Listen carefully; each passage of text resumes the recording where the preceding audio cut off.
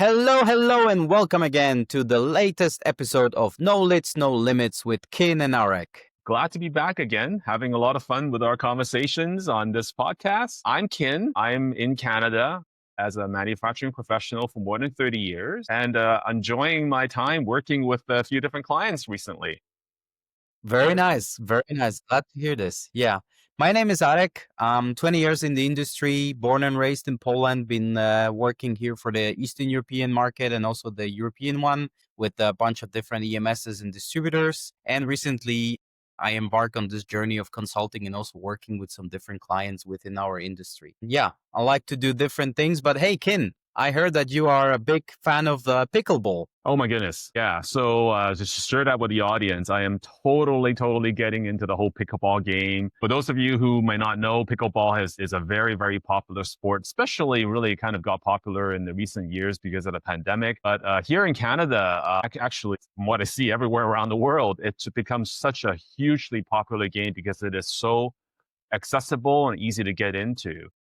One example I can share, which is very fascinating, is recently I played a match with this gentleman who was like 75 years old. He's not the strongest player. He's not the quickest player. But I watched him and his partner as they were facing off with this other team who was young, strong, quick, very athletic. And he was losing this game at almost 7 points to 0. And that's kind of like if people don't understand pickleball, like the game's played to 11 points. Okay. And losing 7-0 is kind of like, down 3-0 in a football game. It's not a positive outlook at that point. But what was really interesting as I observed this gameplay was this older gentleman really kind of started to shift his tactic because he was observing the other team's offense and trying to really, I could see in his mind that he was actually trying to explore the weaker point of the other team, so that more than halfway through the game, he started changing up tactic. And while he didn't win the game in the end, he did make a comeback and won 9 points off the other team to lose the game at 11-9. I was thinking along that, I thought, wow, this is just a fascinating sport to have somebody who's 75 years old and he's, he looked a little bit fragile, honestly, on the court to win against these two other players, which were clearly stronger and faster and better than he was. And we chatted about some business tactics, Arek, and I really draw a big, strong philosophical connection between the game of pickleball and business, because it's not about having the most money. It's not about having the best team or the best product or the most competitive pricing that wins the game in business. Business is it's just like a pickleball match. You play one match at a time, one business order at a time, with one client. It doesn't matter whether you're the best. You could still come out a winner in the end. And I think that's such a great idea to open the topic today. Yeah. So he went from 7 to 11. So he came back 9 points. That's a crazy story. So he also sacrificed something a little bit at the very early stage to understand what are the tactics of his opponents. So one might say he was also mining the data from the other player. Would that be? Oh, absolutely. We brushed on a topic of data-driven decisions in the past episode, and thinking about how this gentleman was actually using the data that he was gaining in the first few points that he lost, to use that to really change the way he was playing, to form his better decision, make a comeback. And losing 11-9, he had a pretty good chance of ultimately winning the game. There's always an element of luck in there, just like in business. Always. You can have all the best data, all the best things going for you, but if you don't have that last 2% or 1% of luck, you're still going to potentially lose the order or lose that contract. But what we hope is to formulate a way for the business to be able to get the best informed decision at every point by drawing and utilizing all of the available data to do that. Now, Arek, I know you've been doing some work with some ERP partners and AI vendors. We can talk about this in a little bit more, but some of your clients tend to get that sort of paralysis in making the decision to embrace some of these tools. Why do you think that's the case? I can see that the 75-year-old man certainly embraced the idea of using the data, but why would very smart business people just sort of freeze and go, we don't know if that ERP is going to help us, or we don't know if AI is going to help us? Why do you think that? Yeah, one of the things is definitely cost, but also a bigger cost is related to the cost of change, right? This is my way. This is how I've been doing, and I have my successful road doing this way. So I want to stay in the path. It's the change management is such a hard thing to do, right? And then people, they also, if they look at the data, you have data is everywhere, right? The question is, which data would you select? Because even the best ERP system in the world, if you put the data will be wrong. So we always say, garbage in, garbage out. It will give you the false information. So yeah, the sourcing the data is very important. And then people, when it comes to source the data, they struggle of, can I do it myself? Do I really need to pay another tool that will tell me what is the thing? Oh, I can probably just talk to someone and get it on my own. I don't want to invest in that. So yeah, it's the way we've been doing this versus I probably can source the data myself. So these are the two very strong legs that people are looking into. And when you are able to show them, I have a very nice case from a recent trip of mine. We've been together with a friend, and she's also showing a very nice presentation about the tool.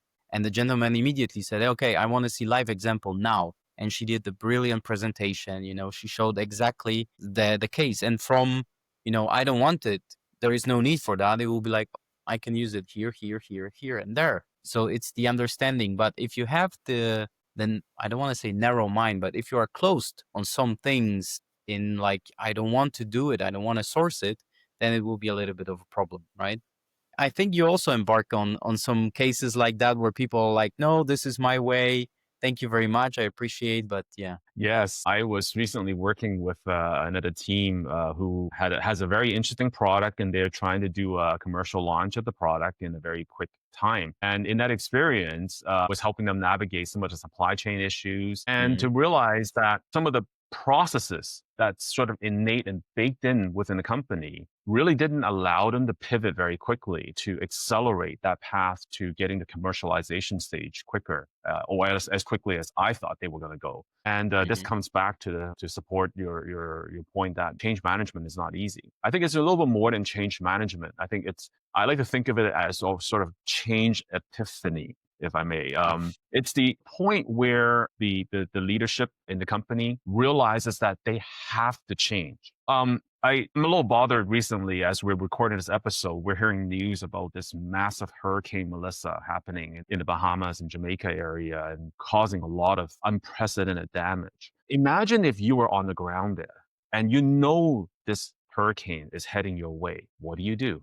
Do you run? Do you hunker down? That is a life changing decision, literally speaking, it's a life right? change. Yeah. Yeah. I mean, Life what and death. would you do, Eric, in that case? Would Well, you? to be honest, I don't know. I live in a flat land. We never have cases like this. It is the kind of things that, if you are having this information up front, then at least you can do something about it.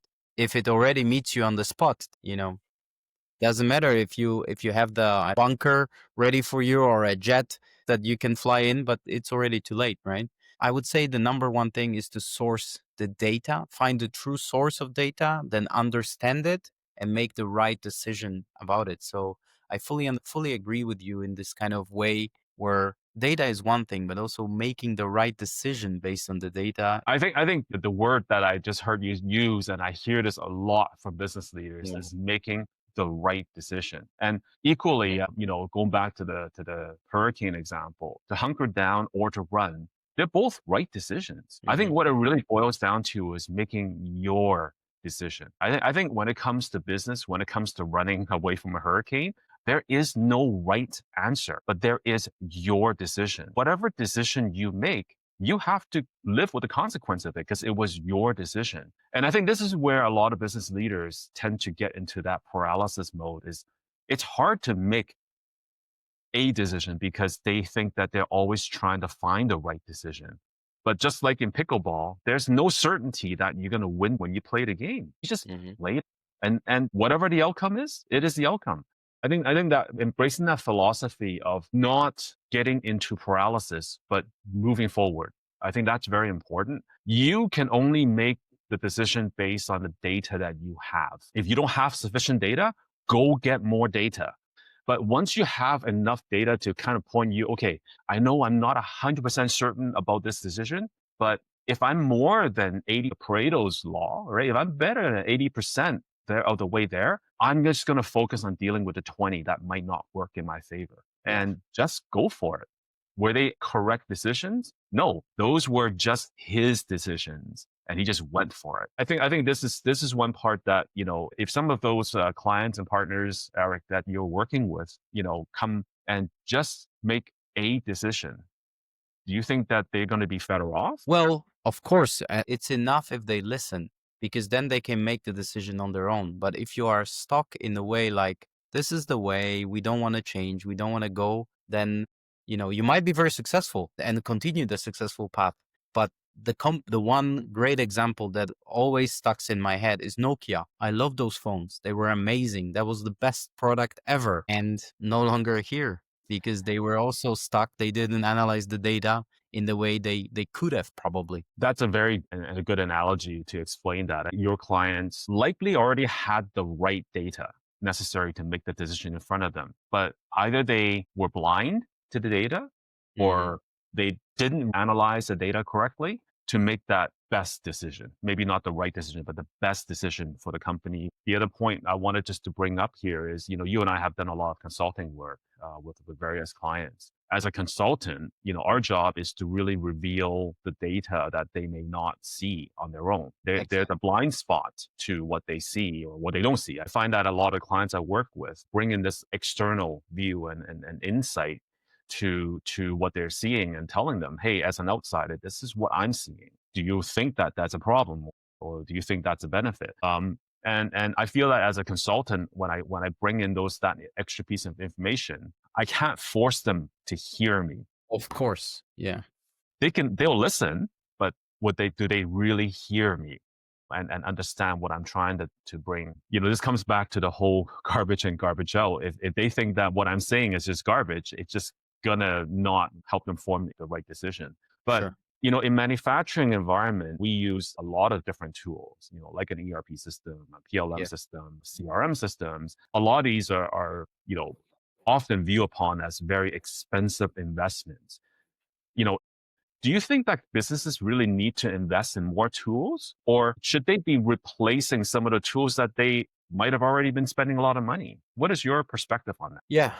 Of course. I worked with some big companies in the past as well, and a lot of them making that change is painful. It's always going to be painful. You're stuck with the system even from the 70s, and you just want to hold on to it because that change will be very painful for the organization, for your business. But at some point of time, you're not gonna go further. It's like you've been on a bicycle for so long and you've been on the journey, but then the car is just next to it, right? It's much more expensive, but you're gonna go further. So yeah, definitely looking into the new tools and always evolving.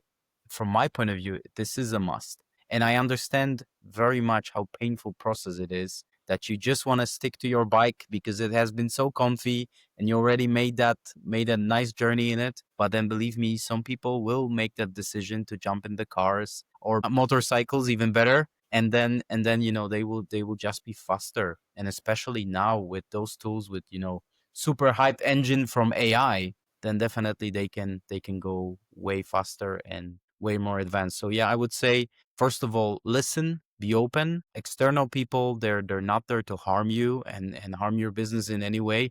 They're just there to show you what's available. And this is our major task, to gather the data from the industry, what the latest and greatest engines are, and show you the possibility. So yeah, that's my kind of 3 cents on that. Very true. And I want to just bring up one more point, which is I think it's just so important. Many of my mentors have taught me, if there's one thing that any business leader must learn how to do really well, is to ask questions. Hmm. When you don't know and you don't have enough data to make an informed decision, ask the question. The answer is out there somewhere. But if you don't ask the question, you will never get the answer because people just don't volunteer the information. And frankly, with the amount of information we get every day in our lives right now, any piece of information is just more noise. Yeah. But I feel that it's so important for business leaders to ask more questions. the person who's asking the question usually is in control of conversation. So I'm getting a lot of information on my clients and understanding them really well as a consultant. But Mhm. at the same time, I was really hoping that they would ask me more questions to understand how my skill set can benefit them.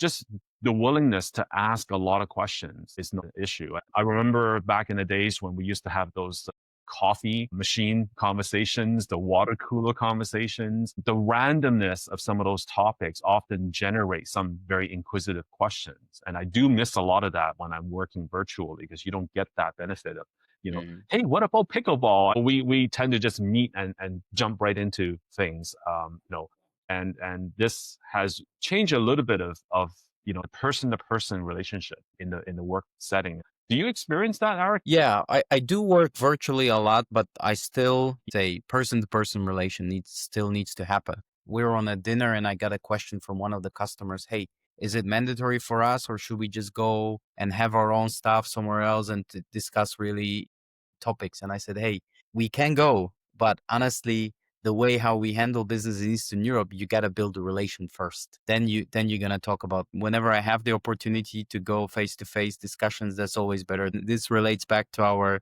shirts versus blazers approach. But yeah, yeah. Well, Kin, I think it's been a very good discussion with you, sir. As always, I hope we will once play pickleball and let's see who's gonna win. What's the strategy will be like? And yeah, on the MLB game, I need to say I've been always a Cardinal fan, so I can't really say who I'm rooting for now. Oh my goodness. Okay. Well, thank you very much, Eric, for having me and for another episode of No Lits, No Limits. We hope that the audience share your experience with working with business leaders, asking questions, making those data driven decisions, not necessarily the right decisions, but your decision. And we hope that you can let us know and share some of your thoughts so that it helps us bring in more relevant topics. We talked about potentially bringing some guests in the upcoming Oh episodes yes, of this our is coming. podcast. So I'm looking forward to that. Please subscribe and follow from whatever platform you listen to. And we hope to catch you in the next episode. We sure do. And if I may close with one thing, I really like one phrase in terms of decision. It's not the case of always making the right decision. It's just make the decision right. So yeah, enjoy guys and talk to you on the next one. Bye bye. Bye.